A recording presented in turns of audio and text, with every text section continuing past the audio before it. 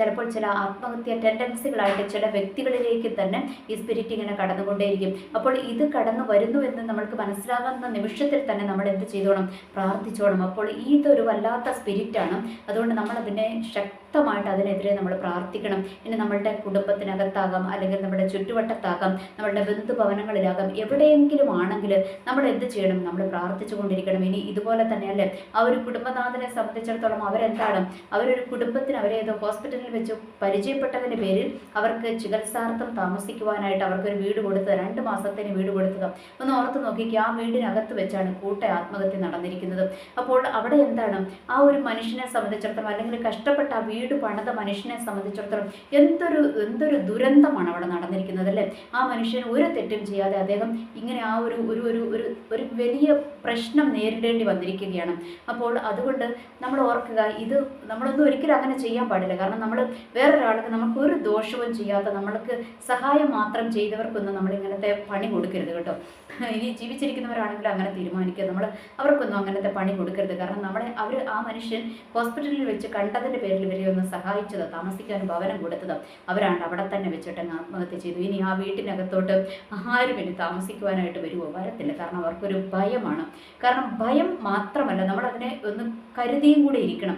ശക്തമായ പ്രാർത്ഥന ആ കുടുംബത്തിനകത്ത് നടത്തണം. ഇല്ല എങ്കിൽ അതിങ്ങനെ ആ ഒരു സ്പിരിറ്റ് അവിടെ ഇങ്ങനെ വ്യാപരിച്ചു കൊണ്ടേയിരിക്കും. നമ്മളിത് ചുമ്മാ ഇതിനെ തള്ളിക്കളയരുത്. കാരണം നിങ്ങൾ ആത്മഹത്യ ചെയ്ത ഓരോ കുടുംബങ്ങളുടെ ചരിത്രം എടുത്ത് നോക്കിക്കും, അതിൻ്റെ പിന്നിലെല്ലാം അതിനു മുൻപേയും ആത്മഹത്യകൾ നടന്നിട്ടുണ്ട്. അപ്പോൾ ഓർക്കുക, ഇതൊരു പരമ്പര പോലെ ഇങ്ങനെ ഒരു കുടുംബത്തെ തകർക്കുവാൻ വേണ്ടിയിട്ട് വ്യാപരിക്കുന്ന ഒരു സ്പിരിറ്റ് ആണെന്ന് തിരിച്ചറിഞ്ഞ് നമ്മൾ അതിനെ അഡ്രസ്സ് ചെയ്ത് പ്രാർത്ഥിക്കുവാനും അതിന്മേൽ ജയമെടുക്കുവാനും നമ്മൾ തയ്യാറാകുക തന്നെ വേണം എന്നുള്ളൊരു യാഥാർത്ഥ്യം നമ്മൾ തിരിച്ചറിയുക. അത് നമ്മളുടെ കുടുംബത്തിനകത്താകാം, നമ്മളുടെ അയൽപക്കങ്ങളിലാകാം, നമ്മളുടെ ബന്ധുഭവനങ്ങളിലാകാം, എവിടെയാണെങ്കിലും ഇത് അടുത്തതിനെ നോട്ടം ഇട്ടിട്ടുണ്ട് എന്ന് തിരിച്ചറിഞ്ഞ് ഒന്ന് ഉണർന്ന് പ്രാർത്ഥിക്കുവാനായിട്ട് നമ്മൾ തയ്യാറാകണം കേട്ടോ.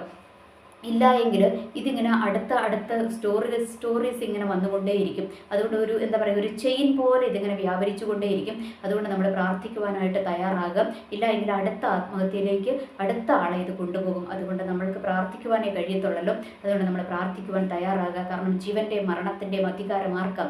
അത് കർത്താവിനാണ് ഉള്ളത്. അപ്പോൾ ഈ കർത്താവിൻ്റെ കയ്യിലുള്ള അധികാരം എങ്ങനെ നഷ്ടപ്പെട്ടു പോയി എന്നും നിങ്ങൾ വിചാരിക്കരുത്. കാരണം പിശാച് എന്താണ്?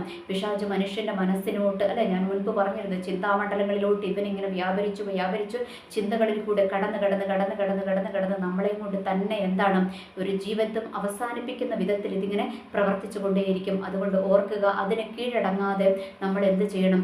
അതിനെ എതിർത്ത് പ്രാർത്ഥിക്കുവാൻ, അതിനെ ശാസിച്ച് അതിന്മേൽ ജയമെടുക്കുവാനായിട്ട് നമ്മൾ തയ്യാറാകുക. എനിവേ, എല്ലാവർക്കും നല്ലൊരു ദിവസം ആശംസിക്കുന്നു. നന്ദി, നമസ്കാരം.